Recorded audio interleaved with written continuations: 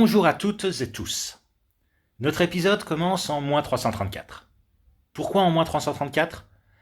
Parce qu'il s'agit de la date où commencent les conquêtes d'Alexandre le Grand, qui marquent l'apogée de la culture hellène en matière politique et militaire, autant que culturelle et scientifique.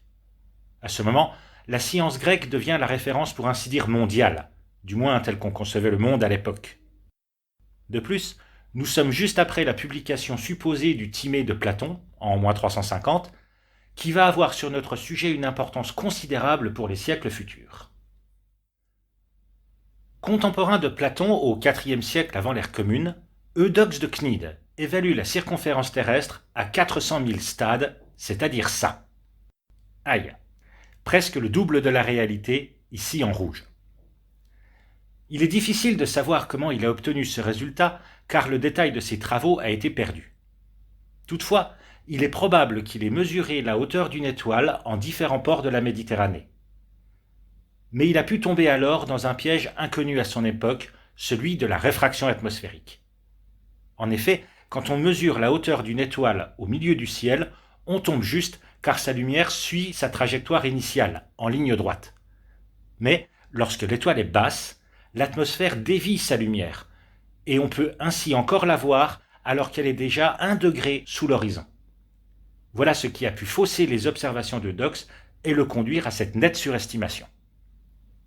Quoi qu'il en soit, sa valeur de la circonférence de la Terre reste la seule disponible pendant plusieurs décennies, et elle est reprise par celui dont la science, la connaissance et la pensée en général vont dépendre pendant plusieurs siècles, un certain Aristote. Mais il faut attendre le siècle suivant pour qu'un premier calcul scientifique des dimensions de la Terre, encore documenté aujourd'hui, soit réalisé par un autre grec installé à Alexandrie, Ératosthène. Un jour où il était en balade à Assouan, on disait Syène à l'époque, il regarde au fond d'un puits et est ébloui par le reflet du soleil. C'est normal car, à midi, en ce jour de solstice d'été, le soleil est exactement au zénith de Syène, qui est situé sur le tropique du Cancer. Mais à Alexandrie, le soleil n'est jamais au zénith. Et, on le sait déjà à l'époque, le soleil est très loin de la Terre, et c'est ce qui va lui servir d'hypothèse de calcul. Pour qui se demanderait comment on pouvait savoir que le soleil est très loin, c'est simple. Quand on se déplace, en bateau par exemple, les objets de la rive apparaissent devant nous, passent rapidement sur le côté et disparaissent à l'arrière. Mais ce mouvement relatif, qu'on appelle parallaxe, est d'autant plus lent que l'objet est éloigné. Et le soleil, lui, suit toujours notre trajet. On s'en rend compte encore plus facilement de nos jours en prenant le train. Les arbres le long de la voie défilent très vite et le pylône plus éloigné, plus lentement. Mais le soleil, lui, il suit la course du train. Il est donc très loin et ça signifie en outre que ces rayons peuvent être considérés comme parallèles entre eux. Par conséquent, si le soleil peut être à la verticale de Syène mais jamais à celle d'Alexandrie, ce ne peut donc être que l'effet de la courbure de la Terre. En mesurant l'angle du soleil à Alexandrie le jour du solstice d'été à midi, Ératosthène déduit l'angle au centre de la Terre entre les deux villes grâce à la règle des angles alternes-internes découverte par Pythagore 2 siècles auparavant. Et si, en plus, il connaît la distance qui les sépare, il pourra la convertir sur 360 degrés et obtenir ainsi la circonférence totale de la Terre de pôle à pôle. Encore faut-il connaître la distance entre Syène et Alexandrie. Comment s'y prend-il ? Parfois, on dit qu'il l'a mesurée en pas de chameau, ou bien avec ceux d'une armée, ou encore qu'il l'a calculée grâce à des plans cadastraux, car le cadastre a justement été inventé sur les rives du Nil à cette époque. Et comme il avait déjà une utilité foncière, on pouvait être sûr qu'il était juste. Mais en fait, et c'est le plus probable, il a sans doute réalisé les trois. Ainsi, il calcule une circonférence terrestre de 252 000 stades, c'est-à-dire ça. On pourrait l'applaudir. Mais il faut dire qu'il a eu un sacré coup de bol. Il a commis des tas d'approximations qui, par chance, se sont compensées les unes les autres. Syène n'est pas exactement située sur le tropique du Cancer, mais à l'échelle d'un puits, c'est clair que ça passe inaperçu. ce qui le conduit à réduire la circonférence terrestre. Mais par contre, Alexandrie n'étant pas située exactement sur le même méridien, ça implique une surestimation du calcul. Bref, sans le savoir, il est tombé presque juste.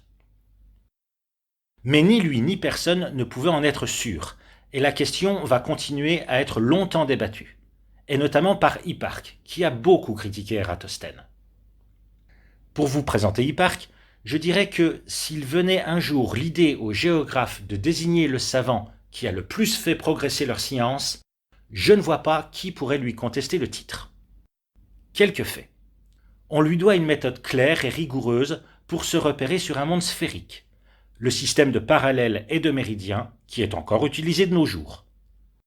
À son époque, on sait déjà qu'il est impossible de représenter la surface d'une sphère sur un plan sans induire de déformation.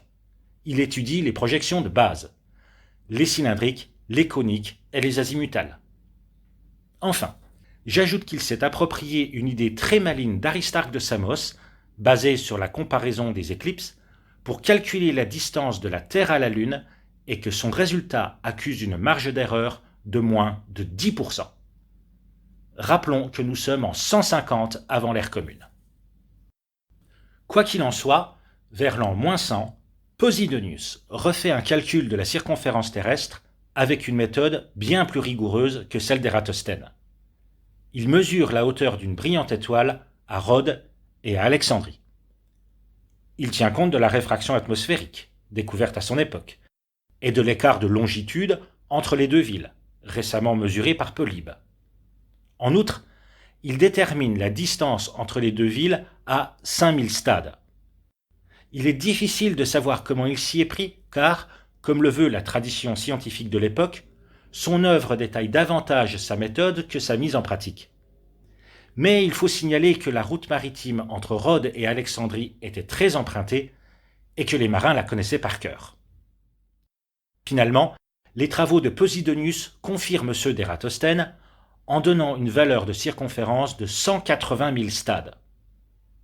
Alors, vous allez me dire 252 000 stades pour Ératosthène et 180 000 pour Posidonius, c'est quand même pas vraiment la même chose. Eh bien si, car à l'époque, il existait des tas de mesures différentes qui s'appelaient toutes des stades, ce qui ne simplifiait pas vraiment les échanges comme vous pouvez l'imaginer. Le stade d'Olympie, par exemple, mesurait 192 mètres 25, tandis que celui de Delphes ne valait que 177 mètres 50. Et ces différents stades conduisent à quelques confusions dès le début de notre ère avec Strabon, qui, dans son ouvrage Géographie, ne cache pas ses doutes concernant le calcul d'Ératosthène et entretient le flou quant à sa confirmation par Posidonius. De plus, avec le lent déclin de la civilisation grecque au profit de la romaine, plus aucune mesure ne sera réalisée par la suite. Les doutes de Strabon vont avoir une funeste conséquence, comme on va le constater au prochain épisode.